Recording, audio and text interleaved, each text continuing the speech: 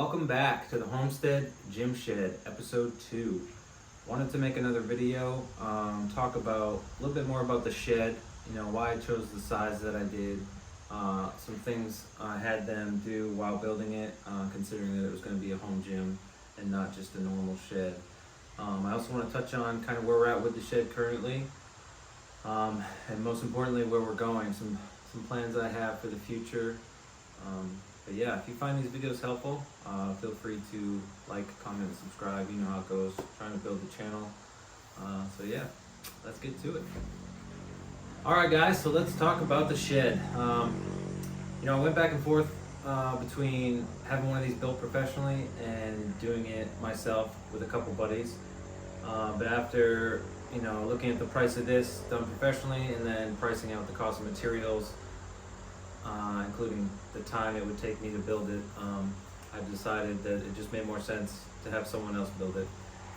Luckily there's a place about 10 minutes from me that builds these all the time. They have a great reputation, so I decided to go with them. And I'm really glad I did. It took a long time for the shed to come in.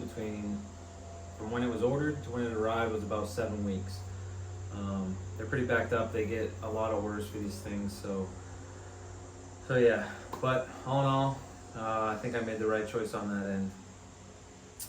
So some details about the shed. It is a 10 by 12, and there's a couple reasons I decided to go with that size. The main reason is because for North Carolina anyways, where I live, if you go any larger than 10 by 12, you need to start dealing with permits, which really isn't that big of a deal, but that was just another hassle that I didn't want to have to deal with. And a 10 by 12 was really everything I needed. I knew the dimensions of this rack prior to purchasing it. Obviously, it's on their website. So I went down to the place where I ordered the shed from. They have a bunch of examples of different size sheds. Took a tape measure, literally went in each shed and I measured out different areas where the rack could be or where I thought I might want to put it. And I determined 10 by 12 was everything I need.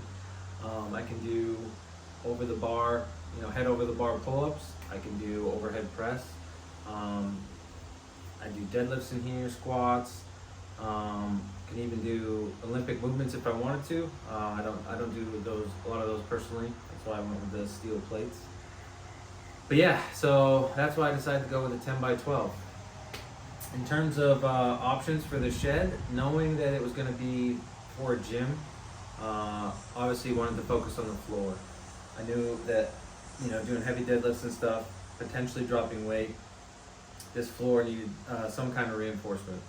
So they have a couple different options for your build with this company I used anyways. So for the floor, I went with double 5/8 plywood and a reinforced center brace because I figured I'd mainly be deadlifting and doing stuff where I'd be dropping weight in the center of the shed. On top of that, as you guys know, I put these 4x6 horse stall mats. Got them from Track Supply. They're actually pretty cheap and I think a great option for home gym mats. So yeah guys, other than that, there's really not much else. I've got the window behind the camera. That was an option. I think that was an extra 150 bucks. I did that because I knew down the road, once I run some power out here, that I'll probably want a window mounted AC unit, for the hot days.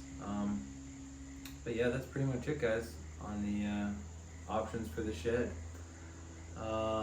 So now we can touch on kind of where the shed is now, and then just a little bit on the plans I have for it. So I'll give you guys a little tour. Finally got the bench in. It took a little bit longer than expected, but I went with the Rep Fitness AB 4100. It's a great mid-level bench. Came in this really cool green finish. Super happy with that so far. Started to get some of the attachments mounted on the walls. It's definitely not the final product. Kind of just mocking it up with some screws. I plan to put some shelves up just to make things look a little bit more organized. The bands might stay there, but I've also considered maybe insulating at some point.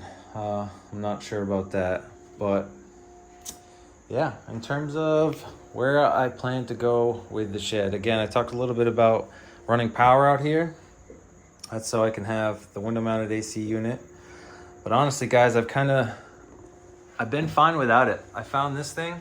I've got a bunch of Ego's products. This is their work light. This thing will run for a week. You heard that right, a week on their battery. And it's 10,000 lumens. This thing is ridiculously bright. You can move each of those lights pretty much facing any direction you want. I've messed around with it in different spots in the shed, but yeah, honestly, really liking that thing. Makes it so I don't even really need to run power. I also have a larger mirror that I'm gonna mount up there. As you can see, I just have it on the floor right now, so it's not great.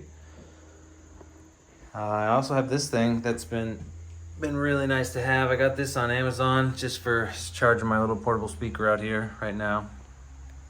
But yeah, guys, honestly, it's been working great. So I'm not in a huge rush to have power right out here because of these things. And yeah, so yeah, if you guys have any questions about the shed that I didn't cover in this video, please feel free to comment, and I will answer them as soon as I can. I'll give an update, on the next chapter of the Homestead Gymshed pretty soon in the near future. So thanks for watching. Catch you next time.